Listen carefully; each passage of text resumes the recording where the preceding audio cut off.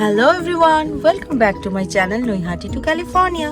আর আমি শালমলি চলে এসেছি তোমাদের সাথে শেয়ার করতে নতুন একটা ব্লগ। আর এই যে আমার একদিকে অনিশা আর আরেকদিকে Anika is all ডেকড up for today. আজকে যেহেতু 31 মার্চ, তাই আশা করি তোমাদের সকলের মনে আছে আমি আমার আগের ব্লগটাতে শেয়ার করেছিলাম যে আজকে আমাদের বে এরিয়া ক্যালিফোর্নিয়াতে বেঙ্গলি মিউজিক ফেস্ট হতে চলেছে। আর সেখানে পার্টিসিপেট করছে বহু মানুষ, এই ক্যালিফোর্নিয়াবাসী, বেশিরভাগই বাঙালি।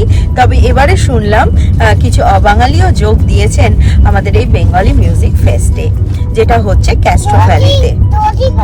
ইয়েস, তো আমরা তার উদ্দেশ্যেই এখন রওনা দিয়ে ফেলেছি। 2টো থেকে যদিও প্রোগ্রাম শুরু হওয়ার কথা, কিন্তু এই যে আমার চ্যাঙার ব্যাংকে নিয়ে রেডি হয়ে বেরোতে বেরোতে আমাদের সামান্য একটু দেরি হয়ে গেল। আশা করি বাদবাকি পুরো ফাংশনটাই এখনো মানে বাকি আছে, তো গিয়ে এনজয় করব, সবটাই তোমাদের সাথে শেয়ার করব।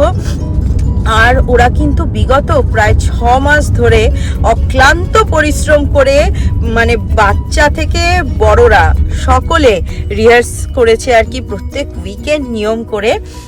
আমাদেরও বহু বন্ধু বান্ধব তারাও পার্টিসিপেট করেছেন, তাই জন্যই আমি জানি যে কতটা এর মধ্যে তারা এফোর্ট দিয়েছেন। তারপরে গিয়ে আজকের এই প্রোগ্রামটা হতে চলেছে। আশা করি ভীষণ সুন্দর একটা প্রোগ্রাম আমরা উপহার পাবো ওনাদের কাছ থেকে। আমার চ্যানেলের প্রিমিয়ারে তো তোমরা দেখেই নিয়েছো এতদিনে যে আমি আমার লাইফস্টাইল ব্লগিং চ্যানেলে for the very first time শুরু করতে চলেছি একটা নতুন সিরিজ, যার নাম হাস হাস পাছে লোকে কি বলে। তো সেটাই আসল বক্তব্য আমার এই সিরিজটার মাধ্যমে, যে মানুষে বা আমাদের সমাজের আশেপাশে বহু লোক তো ফিস দরজা বন্ধ করে কিছু আলোচনা, যেগুলো হয়তো আমরা সমাজের সামনে ওপেনলি ডিসকাস করার সাহস বা আমরা কমফোর্ট ফিল করি না, সেই সমস্ত জিনিসগুলোকে নিয়েই কিন্তু আমার এই নতুন হাসার সিরিজ। যেমন ধরো ইনফার্টিলিটি থেকে শুরু করে প্লাস সাইজ, কিংবা বডি শেমিং, কিংবা সেক্সুয়াল ওরিয়েন্টেশন, বিভিন্ন ধরনের এরকম চ্যালেঞ্জ কিন্তু আমাদের সমাজের আশেপাশে বহু মানুষ, ঠিক করে যদি আমরা একটু দেখি বা তাকাই, এমন বহু মানুষ আছেন যারা এই চ্যালেঞ্জ বা এরকম কিছু কন্ডিশন ফেস করছেন। তো আমরা অনেকেই অবিবেচকের মতনই অনেকটা জাজ করে ফেলি। হয়তো আমি জানিও না তার আসল সিচুয়েশন কি, কিন্তু আমরা জাজ করে ফেলি, বিকজ জাজিং ইজ ভেরি ইজি। কিন্তু তার মেন্টাল হেলথ, তার সমস্যা, তার গল্পটা না জেনেই আমরা সেগুলো করে ফেলি। আর এই সিরিজটা স্পেশালি হতে চলেছে সেই সমস্ত মানুষগুলোর না বলা কথা, অব্যক্ত ব্যথা, ভিতরের যা যা ফিলিংস আছে, সেগুলো সমস্ত কিছু একদম নিংড়ে বার করে আনাই হচ্ছে আমার এই সিরিজের মূল উদ্দেশ্য। আশা করি তোমাদের আমি পাশে পাবো।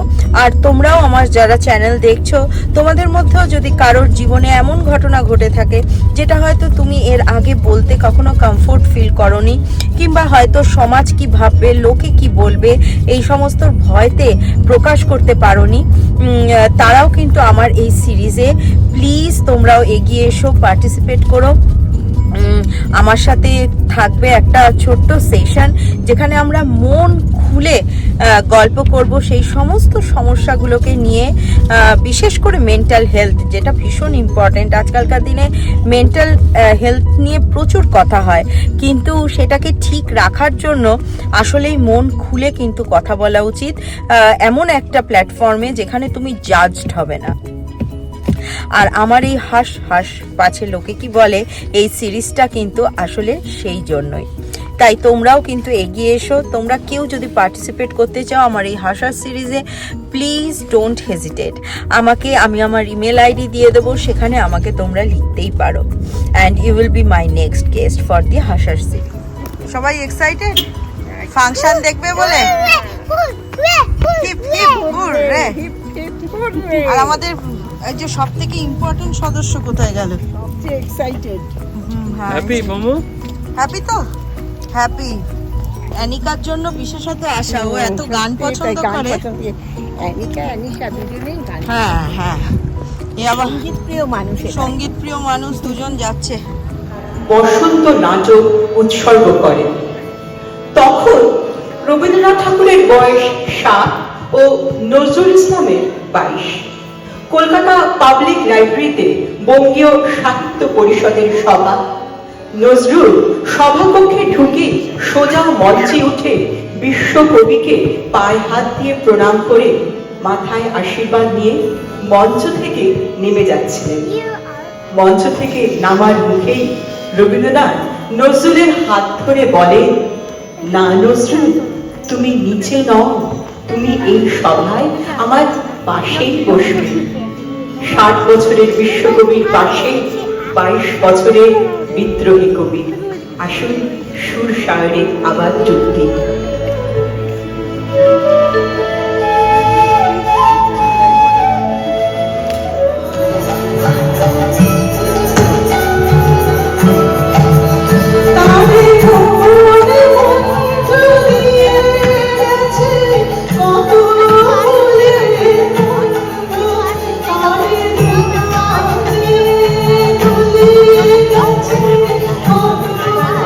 জীবনের কথা, সুখ দুঃখের কথা তুলে ধরে।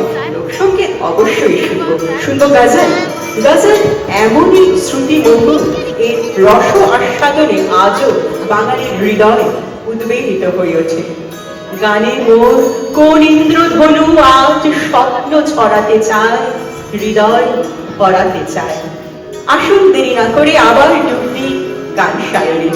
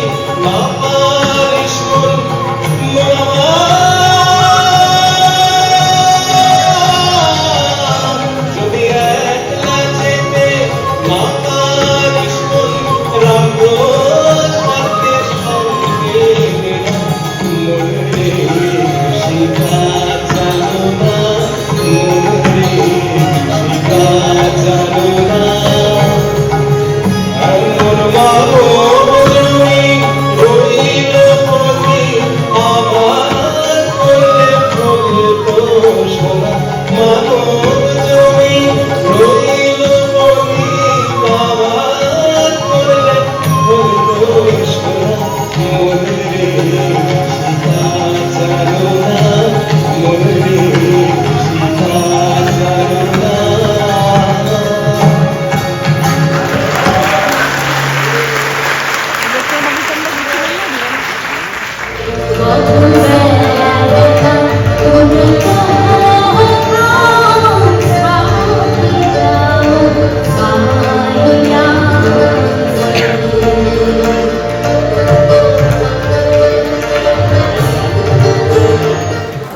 হয় মাঝে মাঝে ভীষণ ভালো ভালো গান শুনলে কি হয়, মনটা এমনভাবে ভেতরে বসে যায়, স্পেশালি একই লাবণ্যে পূর্ণ প্রাণর পরে ভীষণ মানে গভীরে যাও আরো গভীরে যাও হয়ে যায়।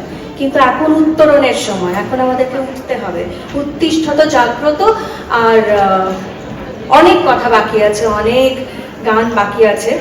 মোটামুটি আমি পর্দা ঠেলে এখানে আসলেই লোকজন বুঝতে পারে যে গান তো হবে না, এবার গল্প হবে। কিন্তু you enjoy that, thank you so much. Okay, গানের পিছনে আসলে প্রত্যেকটা গানের পিছনে এত গল্প আছে যে মাঝে মাঝে মনে হয় গান আর গল্প একসঙ্গে মেশাতে পারলে না জানি কি হয়ে উঠত। সে একবার এরকম হয়েছিল কলকাতায় চুনাপট্টিতে একটা গানের জলসা বসেছে এবং সেখানে সমস্ত বড় বড় গায়ক গায়িকারা এসছেন, মানবেন্দ্র মুখোপাধ্যায়ের মতন সমস্ত ভীষণ নামি নামি গায়কেরা এসছেন। হঠাৎ কি হলো, ওখানে কলকাতাতে যেটা ভীষণ কমন, লোডশেডিং, পাওয়ার ফেলিওর। পাওয়ার ফেলিওর মানে বোঝাই যাচ্ছে যে গান আর হবে না। যথারীতি মানবেন্দ্র মুখোপাধ্যায়কে নেমে আসতে হলো মঞ্চ থেকে।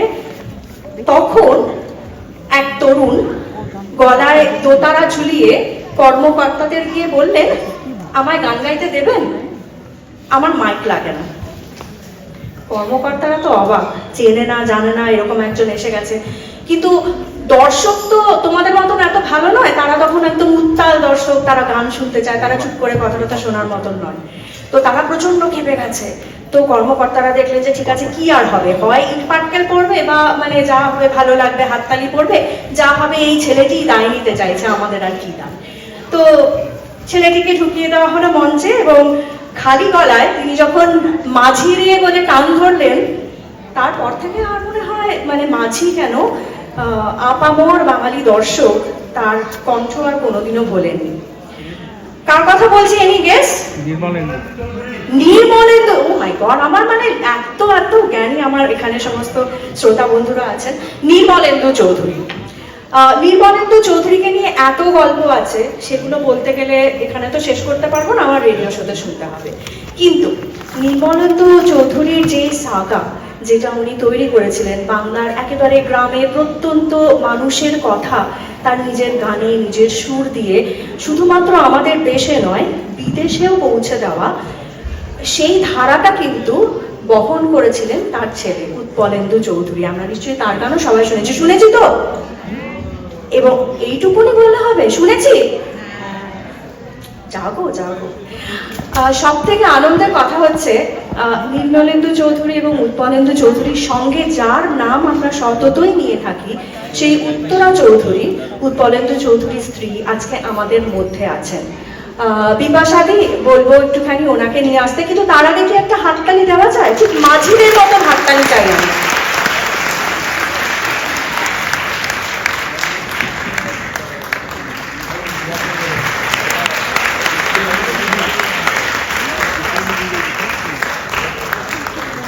তোমরা অনেকেই জানো যে উত্তরাদি নিজেও কিন্তু অসাধারণ ভালো গায়িকা, কিন্তু আজকে উনি গান শুনতে এসেছেন।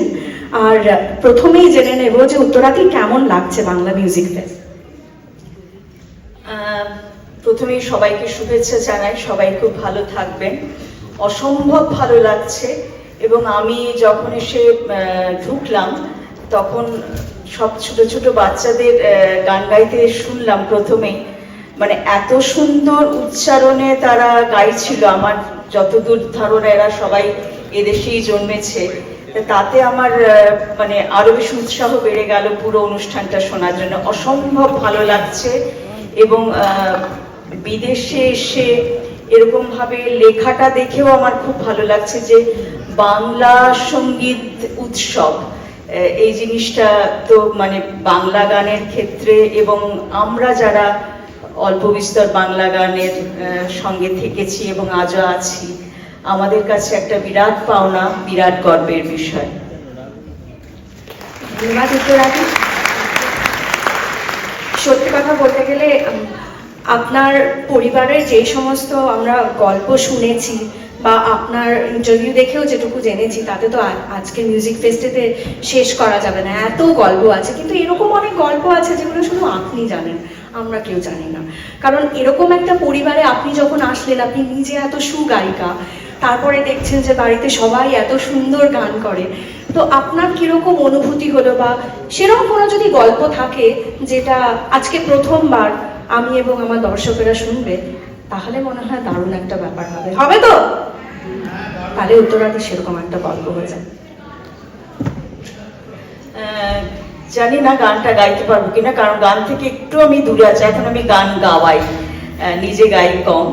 যাই হোক, রিনি যেসব ভালো ভালো কথাগুলো আমার সম্বন্ধে বললো, অতটা আমি যোগ্য কিনা আমি জানি না, তবে নিজের সম্বন্ধে ভালো ভালো কথা শুনতে সবারই ভালো লাগে, আমারও ভালো লেগেছে আর কি।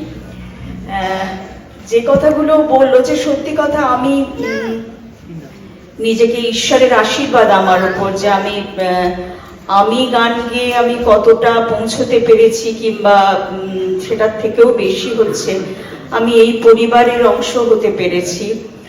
আমি ও যেটা বললো যে আমি বাবার কাছে অনেক অনেক অনেক গল্প কেন বলবো, আমি সবটাই তার কাছে শুনেছি। তার মানে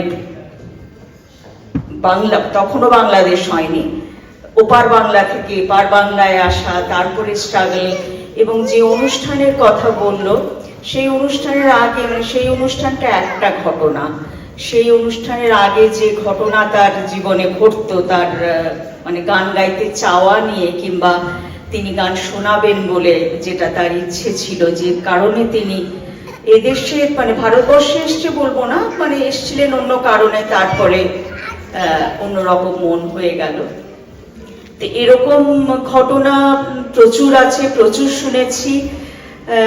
এক্ষুনি এই মুহূর্তে যেটা মনে পড়ছে আর কি, যে প্রথম যেটা আমি বলি, যে আপনারা জানেন যে লোকসঙ্গীত একটা ছিল, লোকসঙ্গীত তো আমাদের রুট, আমাদের সঙ্গীতের মূল যেটা, কিন্তু লোকসঙ্গীত সেইভাবে গ্রহণযোগ্য ছিল না সাধারণ শ্রোতার কাছে, এবং মূল মঞ্চে বিশেষ করে। মূল মঞ্চে মানে বলতে চাইছি আমি, যেখানে যখন আধুনিক গান এসে গেছে, রবীন্দ্রনাথ কিংবা নজরুল কিংবা পঞ্চকবির গান ছাড়া, টপ্পা ঠুংরি এগুলো বাদ দিয়ে আমি বলছি, তখনও কিন্তু লোকসঙ্গীতটা মূল মঞ্চে সেভাবে মানে গ্রহণযোগ্য ছিল না। বাউল তত্ত্বের যে গানগুলো ছিল, যেগুলো বাউল সঙ্গীত বলে পরিচিত, সেগুলো কিছুটা ছিল, কিন্তু তাও অনুষ্ঠানে গাওয়ার মতো সেই কৌলিন্য তারা লাভ করেনি। প্রথম কিন্তু নির্মলেন্দু চৌধুরীর হাত ধরেই এবং তার কণ্ঠ দিয়ে কিন্তু সারা বিশ্ববাসী, আমি বলবো, লোকসঙ্গীতকে এইভাবে চিনেছিল। 1958 সালে উনি প্রথম পার্ক সার্কাস ময়দানে একটি অনুষ্ঠানে হাসন রাজার গান গেয়েছিলেন, যে গান আপনারা পরবর্তীকালে রেকর্ডে শুনেছেন, লোকে বলে বলে রে। এবং মুস্তাফা আলী লিখেছিলেন যে রিলিজিয়ান অফ ম্যানে, যেটা রবীন্দ্রনাথ যেটা মানে মেনশন করেছিলেন হাসন রাজা অক্সফোর্ড লেকচার ইয়েতে, কিন্তু সেটা ছাড়া নির্মলেন্দু চৌধুরীর কণ্ঠ দিয়ে কিন্তু মানুষ হাসন রাজাকে চিনেছিল। তারা জেনেছিল ভাটিয়ালি কি, জারি কি, শাড়ি কি, ধামাইল গান কাকে বলে। আজকে লোকসঙ্গীত গাওয়া হচ্ছে, সবাই লোকসঙ্গীত গাইছে, অনেক এক্সপেরিমেন্ট হচ্ছে, হোক, যেটা থাকার সেটাই থাকবে, কিন্তু সেইটার যেটা কষ্ট, যেটার যে শ্রম যেটা ওনার ছিল, সেটা খুব একটা সুখের ছিল না। যাই হোক, ওনার কাছে যেটা শুনেছি, যে প্রথম উনি শান্তিনিকেতনে গান গাইতে গিয়েছিলেন একটা এমনি অনুষ্ঠানে আর কি। তো তখন অনিল চন্দ্র ছিলেন এডুকেশন ডিপার্টমেন্ট কিংবা কালচার ডিপার্টমেন্ট কিছু একটা হবে, সেখানকার ডেপুটি মিনিস্টার ছিলেন। তো অনিল চন্দ্র নিজেও ছিলেন শ্রীহট্টের মানুষ। তো সেই জন্যে বাবাকে উনি খোঁজ নিয়েছিলেন যে এটা কে ছেলেটা এরকম ভাবে। তো অমিত কাকু তখন বলেছিলেন যে এই হ্যাঁ সিলেট থেকে এসছে, গান গাওয়া শুরু করেছে। এবং তখন অনিল চন্দ্র ওই একটা 1956-এ এবং তার আগে 1955-এ একটা ওয়ার্কশপে কম্পিটিশন হয়ে গেছে, মানে ওয়ার্ল্ড মিউজিক ফেস্টিভ্যাল একটা হয়েছে, ইউথ ফেস্টিভ্যাল যেটা, সেখানে 123টি দেশ অংশগ্রহণ করেছিল এবং সেখানে বাবা অংশগ্রহণ করেছিলেন এবং প্রথম স্থান অধিকার করেছিলেন এবং বাংলা লোকসঙ্গীতকে। এবং যেটা সবাই জানে, বাবা কিন্তু মানে বাংলা ছাড়া আর কোনো ভাষায় কোনোদিন গায়নি। একমাত্র সলিল কাকু একবার বিরাজ বউতে খুব জোর করে একটাই হিন্দি গান গাইছিলেন, খুব ভয় ভয় গিয়েছিলেন। যাই হোক, তখন সেই 1956-এ অনিল চন্দ্র জোর করে নিয়ে যান পার্লামেন্ট হাউসে এবং একটা অনুষ্ঠান হয়। সেখানে পণ্ডিতজি বাবার গান শোনেন এবং বাংলা গান, বাংলা লোকসঙ্গীত। উনি অন্য ভাষায় বলতেও পারতেন না, গাইতেও পারতেন না সেরকম ভাবে। এবং সেই দিন থেকে পণ্ডিতজির একটা মানে নির্দেশ ছিল এবং 1974 সাল অব্দি মিসেস গান্ধীও সেটা মানে মেনটেন করেছিলেন আর কি, বাবার নির্দেশ যে যেখানে যখনই ভারতবর্ষ থেকে কেউ যাবে বাইরে, সেখানে যেন এই ছেলেটি থাকে। তখন তাকে নির্মল চৌধুরী বলা হতো, নির্মল চৌধুরী যেন থাকে এবং বিদেশ থেকে যে ডিগনিটারিজরা আসবে সেখানেও মানে এর গান যেন শোনানো হয়, ইনি যেন থাকে। যার জন্যে মানে তিনি যতজন যখনই এসছেন ওই বাংলা লোকসঙ্গীতই শিখিয়েছেন, শুনিয়েছেন আর কি। এটা একটা কথা। এবং আপনারা সোহাগ চাঁদ বদনী সবাই জানেন। সোহাগ চাঁদ বদনী যখন, সেটার একটা ইতিহাস বাবার কাছে শুনেছিলাম যে যখন রেকর্ড করার কথা বাবা ভাবলেন, বাবা তো সিলেটের গান এবং আপনারা হয়তো জানেন যে সিলেটের কথা খুব একটা ভালো করে বোঝা যায় না এবং কিছু শব্দ আছে সেগুলো তো একেবারেই নয়। এবং বাবা যেহেতু তখন সবে এসছেন, মানে 52-তে ধরুন ভারতবর্ষে এসছেন, 52-53-তে, এটা 1960 সাল হবে। তো তখন সেই গান বলেছিলেন যে আমি তো এটাই জানি, এটা কিন্তু সুরটা তার এত পছন্দ হয়েছিল পবিত্র মিত্র, উনি অমিত কাকুকে বললেন যে তুমি এটার একটা কিছু ব্যবস্থা করো। যার জন্যে যে সোহাগ চাঁদ বদনীটা আপনারা শোনেন সেটা কিছুটা মানে লেখাটা তো অনেকটাই সঞ্চারীয় যোগ হলো এবং সুরটাও কিছুটা একটু সুর অন্যরকম বলবো না, গায়কিটা চলনটা একটু অন্যরকম করে রেকর্ড করা হলো এবং পুজোর সময় রিলিজ করা হলো। এবং আমি এটা আরো বুঝতে পেরেছিলাম, আমি যখন বিয়ে হয়ে এসেছিলাম শ্বশুর বাড়িতে, তখন আমি শুনছি হঠাৎ সব মেয়েরা গান গাইছে এবং মেয়েদের সব গালে এইভাবে হাত। আমি তখন মানে বুঝতে পারিনি যে কি গান হচ্ছে। তারপরে খুব মানে মন দিয়ে শুনলাম যে আরে এটা তো মনে হচ্ছে সোহাগ চাঁদ বদনী। কিন্তু গানটা শুনে আমার তখন মনে হয়েছিল যে এ কি, আমি তো নতুন বউ হয়ে এসেছি, শ্বশুর বাড়িতে এসেছি, এটা তো একটা আনন্দের ব্যাপার। এবং কান্নাকাটি হচ্ছে কেন? কারণ সুরের চলনটাই একটু অন্যরকম। কারণ আমি ছোটবেলা থেকে রেডিওতে সোহাগ চাঁদ বদনী শুনে এসেছি যেরকম ভাবে, কিন্তু সেটা তো একটা আনন্দের গান, একটা আনন্দের রিদেম আছে, কিন্তু গানটা একেবারে অন্যরকম ছিল। এটাও শুনেছি এবং সেটাই আজকে আরো এক্সপেরিমেন্ট হচ্ছে সোহাগ চাঁদ বদনী, বিজ্ঞাপনেও এসে গেছে। যাই হোক, হ্যাঁ অরিজিনাল গানটা সেটা তাহলে আমার দিদি শাশুড়ি ওটা গিয়েছিলেন, এটা দিদি শাশুড়ির কাছ থেকেই বাবা শিখেছিলেন। কিন্তু সেটা সেটা একটা অদ্ভুত, আমি বললাম তো যে সুহাগ সাদ বদনি দনি নাচো তো দেখি, এইভাবে গানটা চলছিল। আর সেই গান হয়েছিল সুহাগ সাদ বদনি দনি নাচো তো দেখি, বালা নাচো তো দেখি, বালা নাচো তো দেখি, বালা নাচো তো দেখি, সুহাগ সান বদনি ধনি নাচো তো দেখি।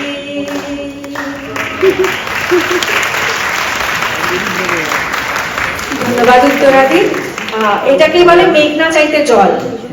কথা বলতে এসে আমরা গান শুনতে পেয়ে গেলাম, দারুণ দারুণ ভালো লাগলো। Thank you so much. আসার জন্য অনেক গল্প বাকি রয়ে গেল, সেগুলো তো নিশ্চয়ই হবে। কিন্তু আজকে আরেকটা কথা সকলকে মনে করিয়ে দিতে চাই, এই যে এক একটা গান শুনছি, ছোটদের গান সবার ভীষণ ভালো লেগেছে, রাইট? তারপরে ডেফিনেটলি ট্রেডিশনাল ভালো লেগেছে, এবার আধুনিক আছে, ইন্ডি আছে, অনেক কিছু আছে। ঠিক মনে হচ্ছে না একটা পদ্ম ফুলের পাপড়ির মতন করে মনটা যেন একটা একটা গান শুনে খুলে যাচ্ছে, মনে হচ্ছে, right?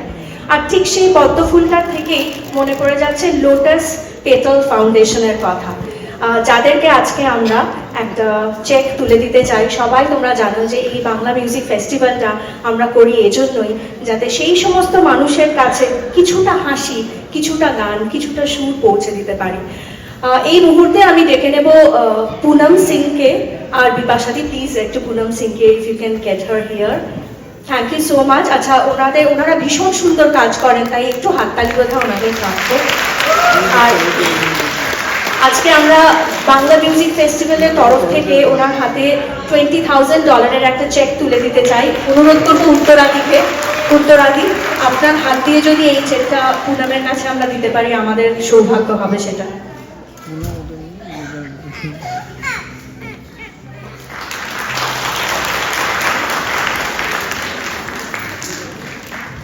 Good afternoon, everyone.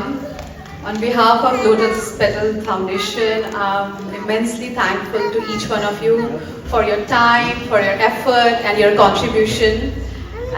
Your help will go a long way in changing lives of so many young boys and girls in terms of their education, overall well-being and their overall life and family. And if you want to know more about Lotus Petal Foundation, please visit their website. Maybe you would like to help them in many ways. Thank you so much for your time. Thank you. Thank you so much. Thank you Uttaradi. Thank you Poonam. Thank you for your. ওঠে যুদ্ধ কি শান্তি, আমরা বেছে নিই শান্তির পথ। শহর জুড়ে রাজনৈতিক অস্থিরতার দিনেও গলির মুখের কৃষ্ণচূড়া গাছটায় রং ধরে। অস্থির সময়ে ফাগুন রঙে রাঙা হয় বিপ্লব আর শান্তার মন। আগুন ছড়া দিনে বিপ্লব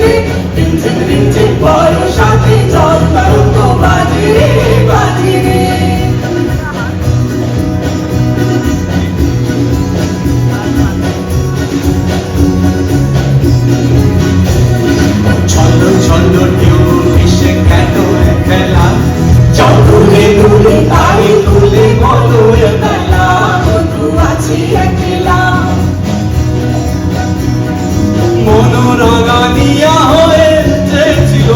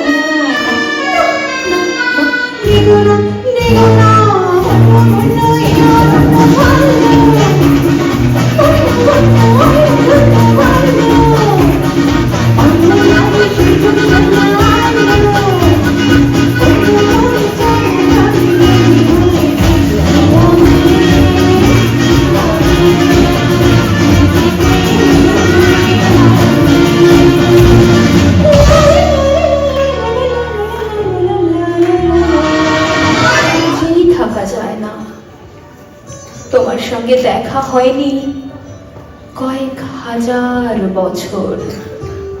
তা বলে কি আর বেঁচে ছিলাম না? দিব্যি ছিলাম। তোমাকে না দেখে লক্ষ বছরও বেঁচে থাকতে পারি, অপ্রেমিককে না ছুঁয়ে অনন্তকাল।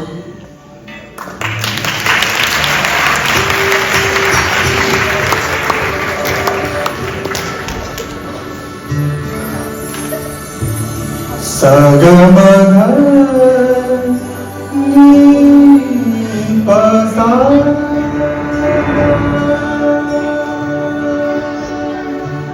ni ga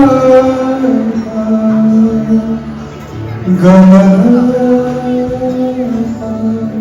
re sa ga ma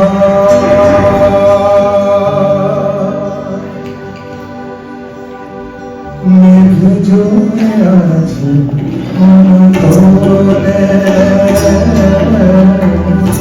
মেঘ জমে আছে মনতলে,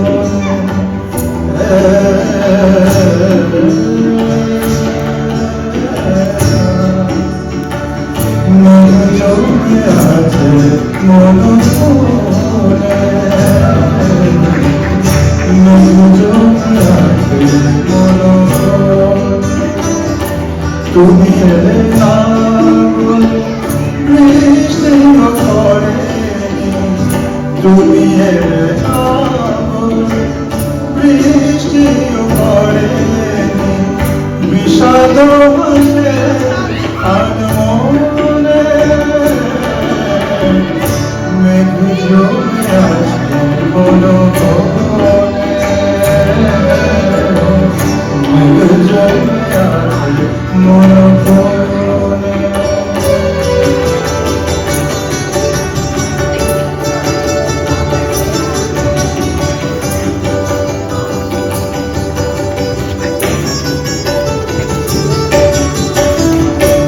আমি বসে ভাবি জোনাকির সাথে, তারা চলে মাঝে রাতে।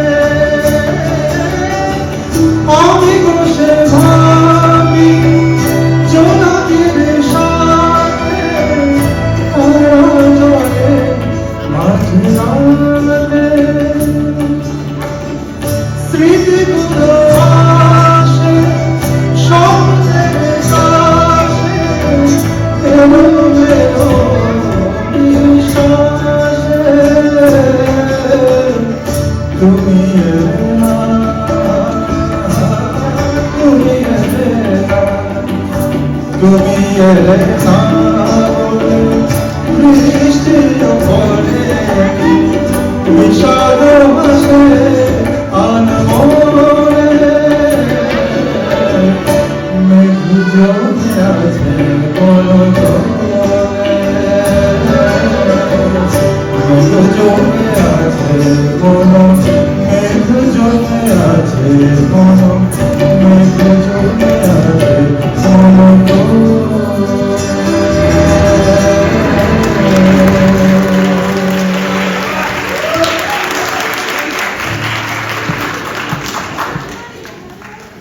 শূন্য বিছানাতে একান্তে যার হাসির কথা হাসেনি, যে টেলিফোন আসার কথা আসেনি,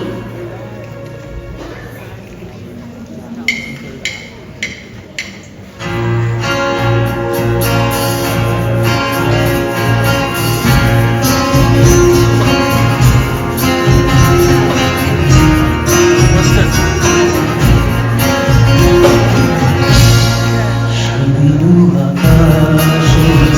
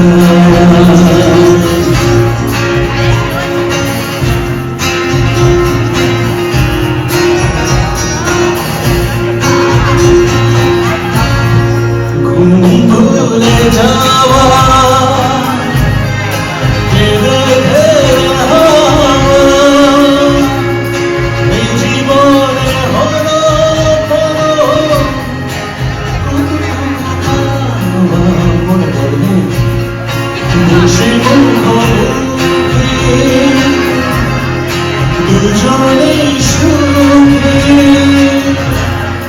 মেঘের আড়ালে ছিল চাঁদের সাথী গানে গানে গানে মিলে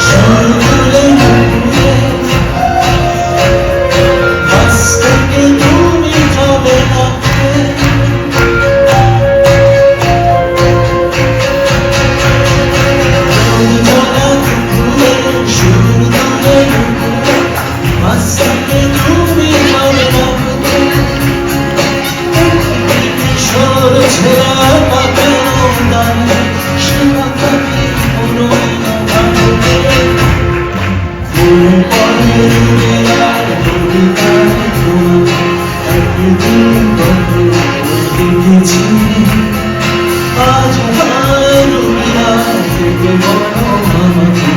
তোমাকে কোথায় মনে পড়ে রুবিয়া মনে পড়ে রুবিয়া মনে পড়ে রুবিয়া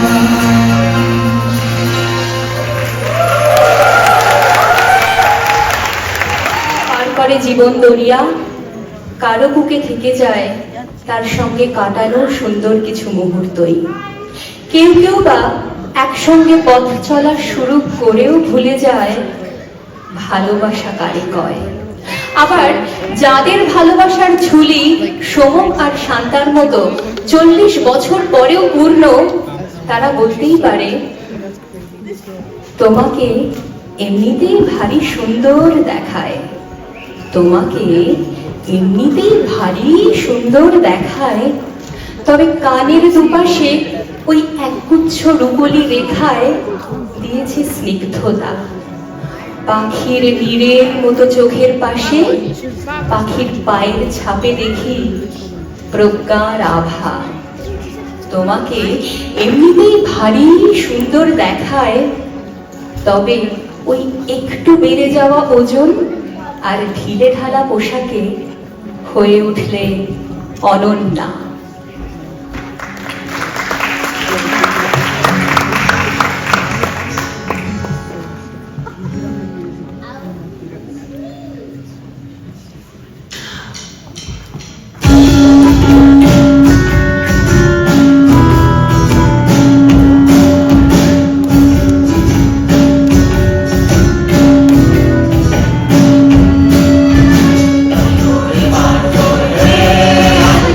হে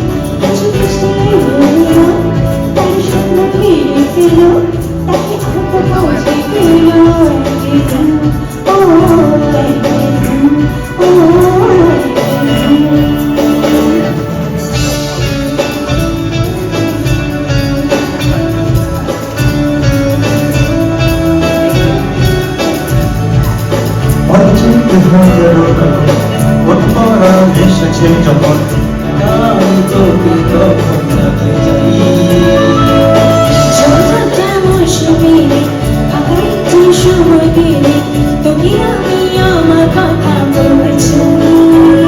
কিছু আবদারে জানি নেই মানে তোর সঙ্গে আজ আমাকে নে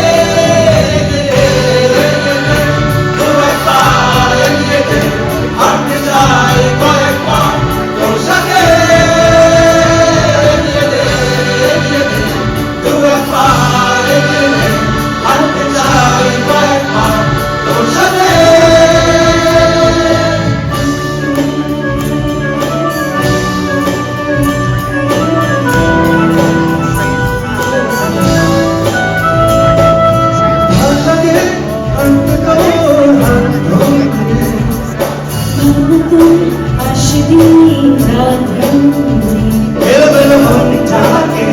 কি করে আর রাখে কেন আমি এত করে করতে চাই পারবো না আমি হাসতে তোকে পারবো না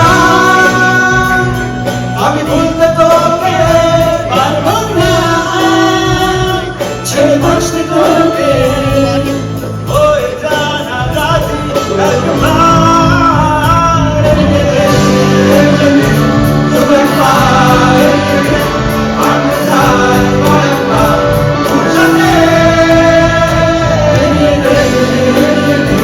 তোর পায়ে হাঁটতে যাই কয়েকবার তোর সাথে